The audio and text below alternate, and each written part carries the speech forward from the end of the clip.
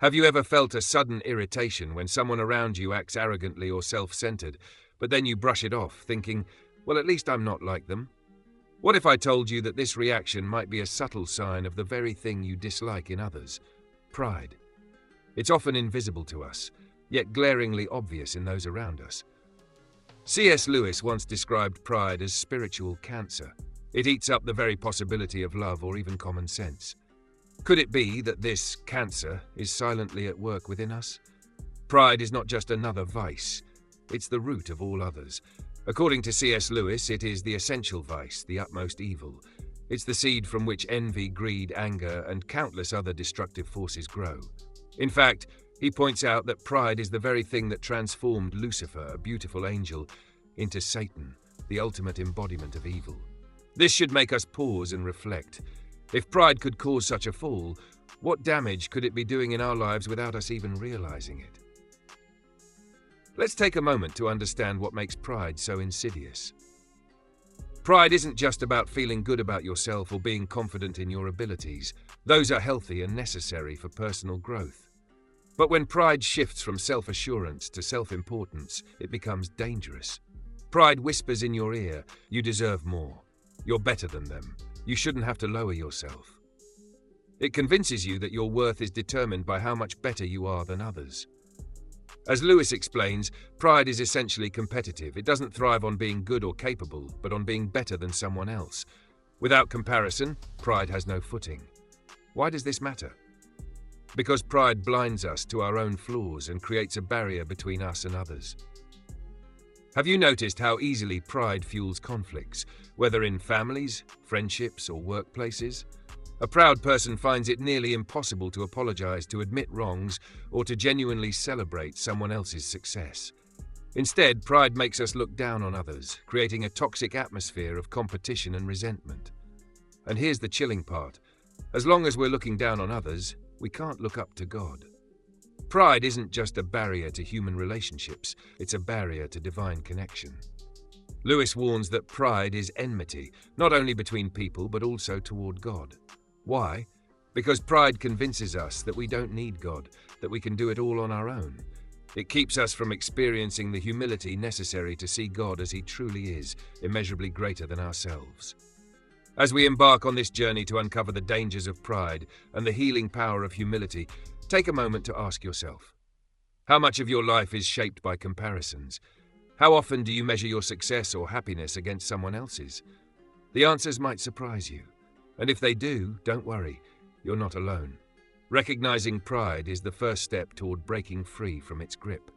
Stay with me as we explore how this hidden force shapes our lives and what we can do to overcome it. C.S. Lewis's insight into pride is striking. Pride is essentially competitive. Unlike other vices, pride is not satisfied with mere possession. It thrives only on being superior. It's not enough for a proud person to be rich, talented, or beautiful. They must be richer, more talented, or more beautiful than someone else.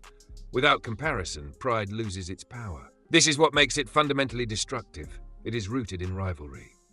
Lewis highlights how pride is inherently relational, constantly measuring itself against others. For instance, greed might drive a man to accumulate wealth for comfort or security, but pride drives him to seek wealth solely to surpass his neighbor. Similarly, pride pushes people to outshine, dominate, or outdo others, even when there's no personal gain.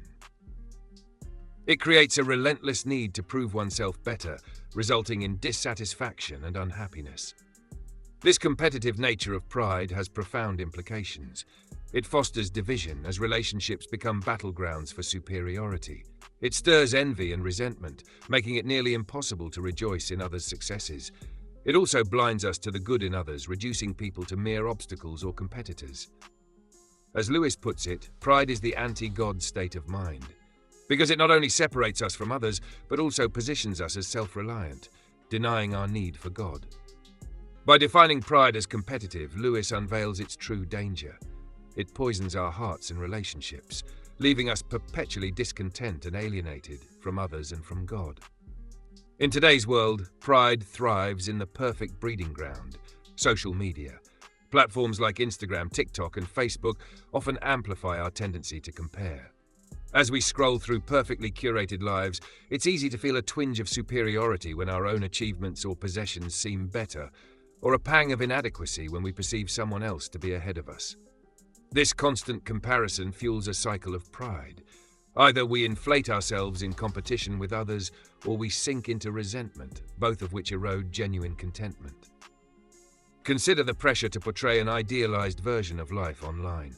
People post their best vacations, picture-perfect families, or professional milestones, not necessarily to celebrate them, but often to signal success and gain validation. For many, this isn't about joy. It's about proving they're doing better than others. Pride turns what should be moments of gratitude into competitions of status.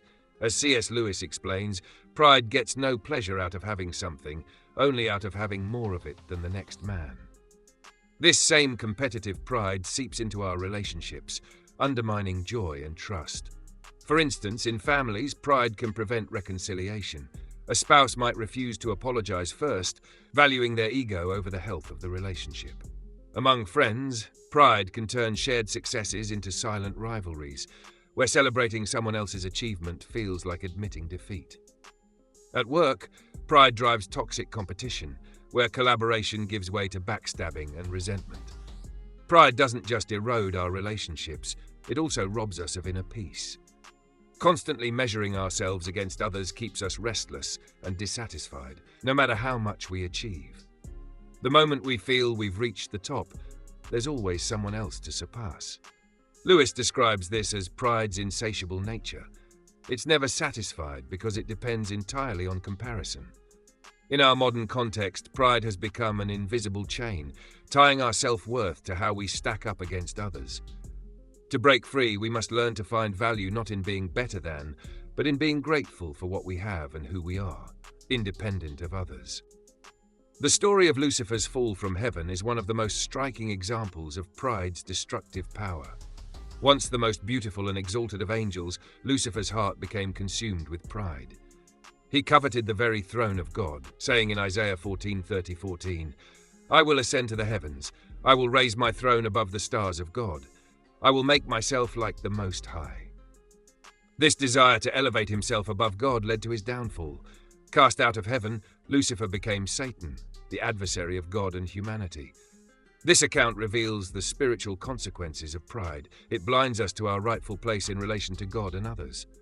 Lucifer's pride didn't stem from a lack of blessings. He already possessed immense beauty, power, and favor. Instead, pride made him believe he deserved more, even at the cost of defying God. In the end, his pride caused his separation from God, the source of all goodness and life. Lucifer's fall highlights a key truth. Pride is the root of rebellion against God. It tempts us to reject humility and submission, convincing us that we are self-sufficient and deserving of glory.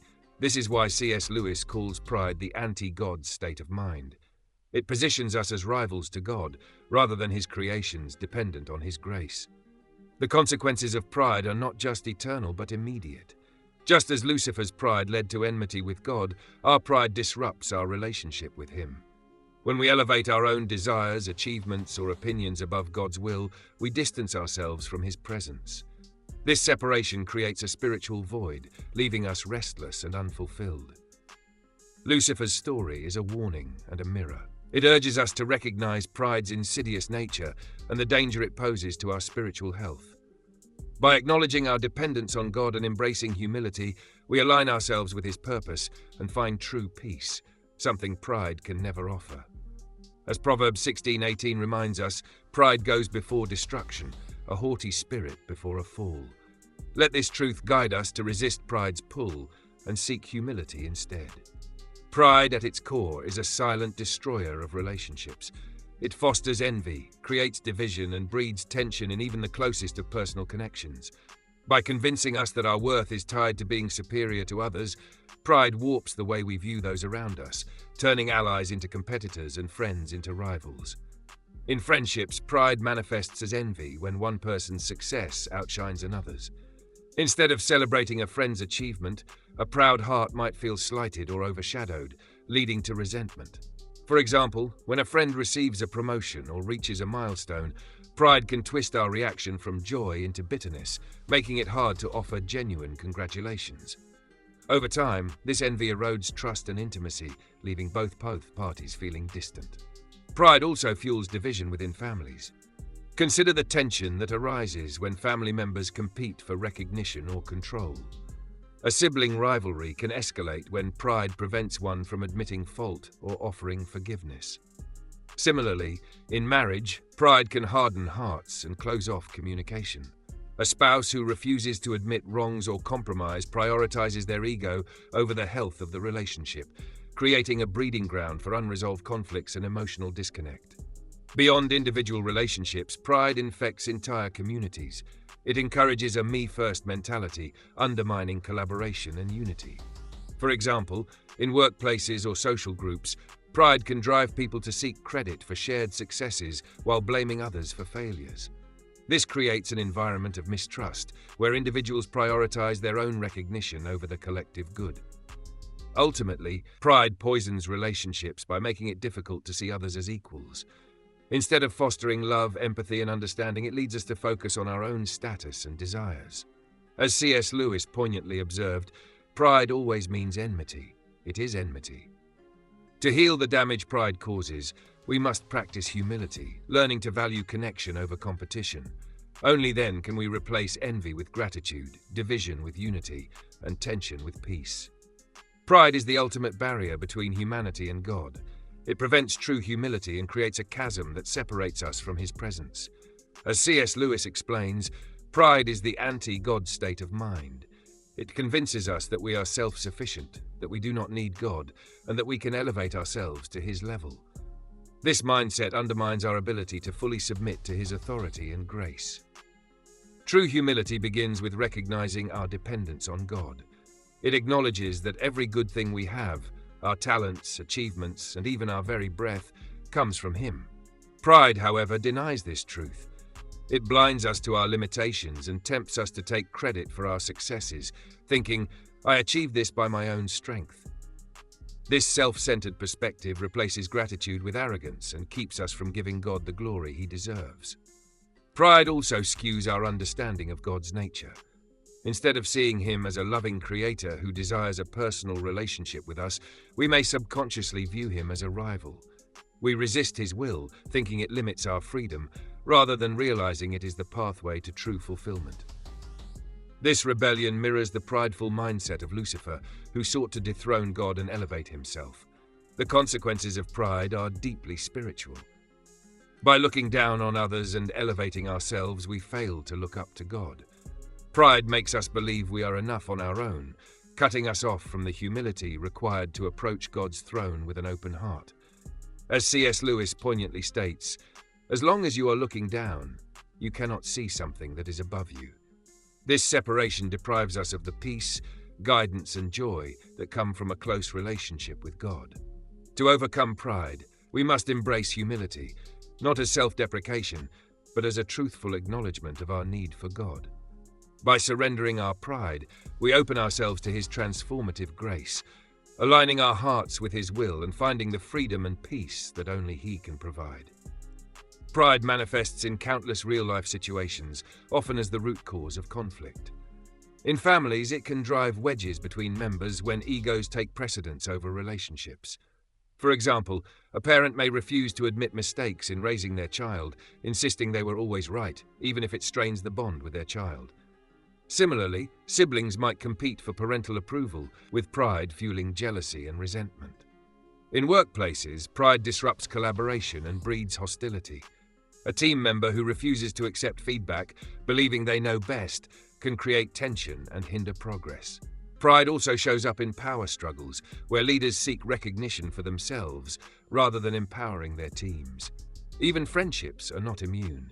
Pride can make apologizing or forgiving difficult, turning minor disagreements into lasting rifts. By prioritizing being right over maintaining harmony, pride transforms relationships into battlegrounds, leaving pain and division in its wake. The first and most crucial step in overcoming pride is recognizing it within ourselves. Pride is often so deeply embedded in our hearts that we fail to see it, even as it drives our thoughts, actions, and relationships. C.S. Lewis aptly stated, "If you think you are not conceited, it means you are very conceited indeed." This highlights the subtle and deceptive nature of pride. It blinds us to its presence, making self-awareness both challenging and essential. Pride thrives on denial, convincing us that it's other people, not us, who are self-centered or arrogant. This denial allows pride to grow unchecked, poisoning our relationships and separating us from God. For instance, we might justify our actions as confidence or assertiveness, not realizing that they stem from a desire to feel superior or in control. Lewis reminds us that pride isn't about recognizing our strengths. It's about comparing those strengths to others and taking satisfaction in being better than. To break free from pride, we must develop humility through honest self-reflection. This means examining our motives and reactions, especially in moments of conflict or frustration. Ask yourself, am I upset because I've been wronged, or because my ego has been bruised? Am I seeking to serve others or to elevate myself? These questions help us uncover the pride lurking in our hearts. Recognizing pride requires courage and vulnerability. It's uncomfortable to admit that our motives aren't always pure or that we might be contributing to the very conflicts we resent. However, self-awareness is liberating. Once we see pride for what it is, a destructive force that distances us from others and from God, we can take steps to overcome it. By humbling ourselves, we open the door to healing, reconciliation, and spiritual growth. Only when we acknowledge our pride can we truly begin the journey toward humility and grace. C.S. Lewis offers profound solutions for overcoming pride, emphasizing the practice of humility and a shift in focus from self-comparison to love and faith. At the heart of his teaching is the understanding that pride, as a competitive and self-centered mindset, can only be defeated by embracing humility, a virtue that allows us to see ourselves truthfully and value others genuinely. Practicing humility begins with changing our perspective. Instead of measuring our worth by how we compare to others, Lewis encourages us to focus on serving and loving them. True humility doesn't mean thinking less of ourselves, but rather thinking of ourselves less. It redirects our attention away from self-centered pursuits and toward the well-being of others. For example, instead of seeking recognition for an achievement, humility leads us to celebrate the success of others and work for the collective good. This mindset dissolves envy and fosters connection. Faith also plays a vital role in overcoming pride. Lewis argues that reconnecting with God transforms how we view ourselves and the world. In God's presence, we see our smallness, not in a way that diminishes us, but in a way that humbles and frees us. When we acknowledge God as infinitely greater and recognize our dependence on His grace, the illusions of self-sufficiency and superiority begin to fade. Lewis writes, "The moment you realize you are nothing in comparison to God, you finally begin to know Him." This transformative humility leads to profound inner peace. By surrendering the exhausting need to compete or prove ourselves, we find relief in God's love, a love that doesn't require comparison or achievement, but is unconditional and unchanging. It's in this surrender that pride loses its grip, allowing us to embrace contentment, joy, and purpose. Ultimately, Lewis teaches that humility is not merely a moral duty, but a pathway to freedom and spiritual fulfillment. By shifting our focus from self to love and faith, we not only heal our relationships with others, but also draw closer to God, experiencing the true joy of living in harmony with His will. To overcome pride, we must intentionally practice habits that cultivate humility and deepen our connection with God. These practical steps focus on shifting our mindset from competition to appreciation and building a faith-based approach to life. 1. Appreciate others instead of competing. One of the simplest yet most powerful ways to combat pride is to consciously appreciate and celebrate others. Pride thrives on comparison, but when we recognize the unique strengths and contributions of those around us, we disarm its influence. Start by actively complimenting and supporting others without any expectation of reciprocity. For example, in relationships, celebrate a friend's success without making it about your own achievements. Genuine encouragement strengthens bonds and diminishes envy. At work, acknowledge a colleague's skills or accomplishments, focusing on collaboration rather than rivalry.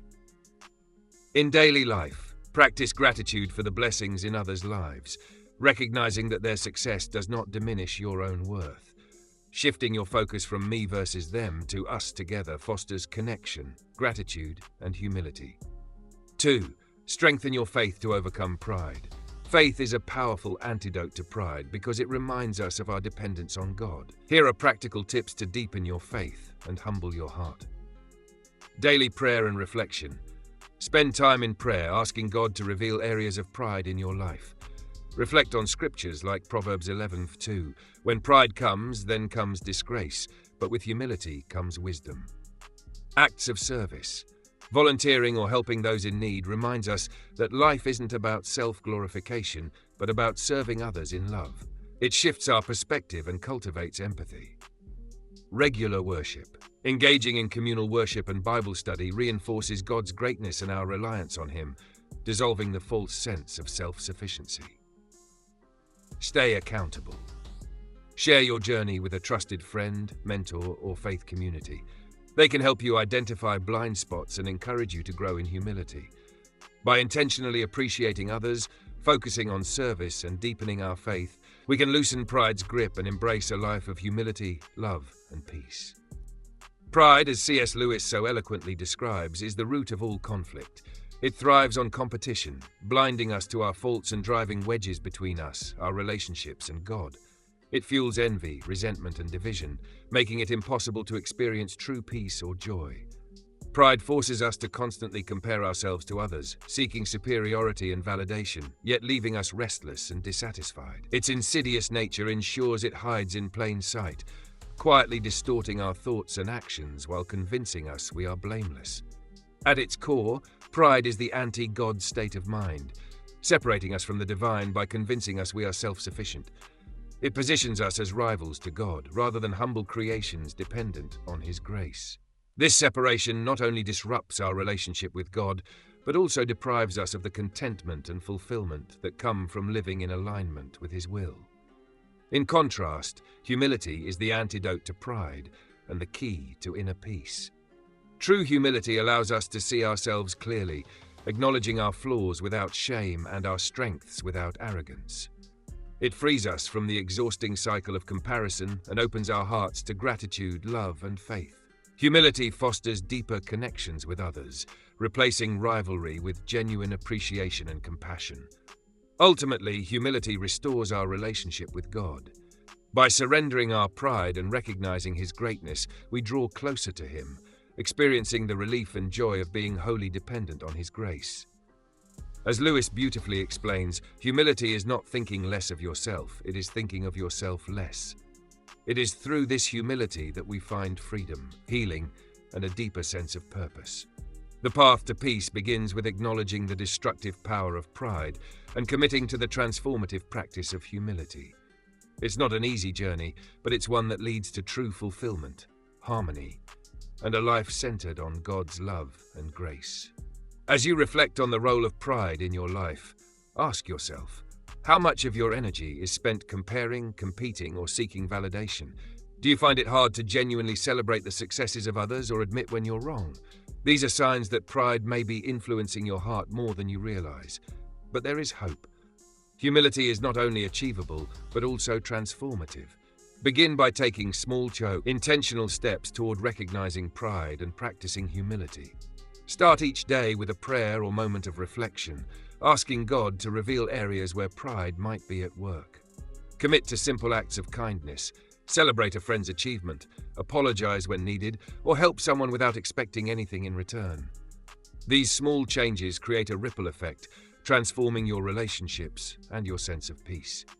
Take inspiration from C.S. Lewis's wisdom. The first step is to realize that one is proud. Recognize that humility isn't weakness, it's strength, rooted in love and faith. Let go of the exhausting cycle of comparison and embrace the joy of gratitude and connection. Choose today to walk the path of humility and experience the peace and fulfillment that only God's grace can provide. As we conclude this journey into understanding pride and humility, remember this timeless wisdom from C.S. Lewis. True humility is not thinking less of yourself, it is thinking of yourself less. Humility isn't about diminishing your worth or hiding your strengths. Instead, it's about shifting your focus from self-centered ambitions to a life grounded in love, service, and faith. When you let go of pride, you'll discover a freedom that pride could never offer. You'll stop measuring your value by how you compare to others and begin to see yourself through God's eyes, as deeply loved and uniquely created for a purpose. Humility allows you to embrace your strengths without arrogance and your flaws without shame, fostering genuine connections with others and a deeper relationship with God. As you move forward, challenge yourself to live out humility in practical ways.